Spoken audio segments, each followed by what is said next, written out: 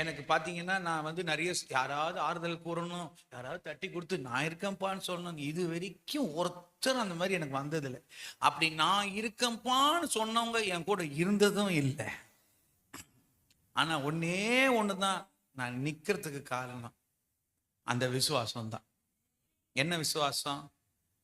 நான் அவரை தெரிஞ்சுக்கல, அவர் தான் என்ன தெரிஞ்சுக்கிட்டார்.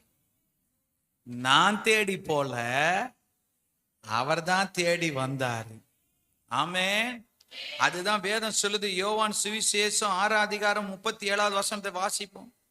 நான் முடிக்கிறேன். பிதாவானவர் எனக்கு கொடுக்கிற யாவும் என்னிடத்தில் வரும். கவனிச்சிங்களா? அவர் என்ன சொல்றாரு? அது ஃபெய்த் கன்ஃபஸ் பண்றாரு பாருங்க.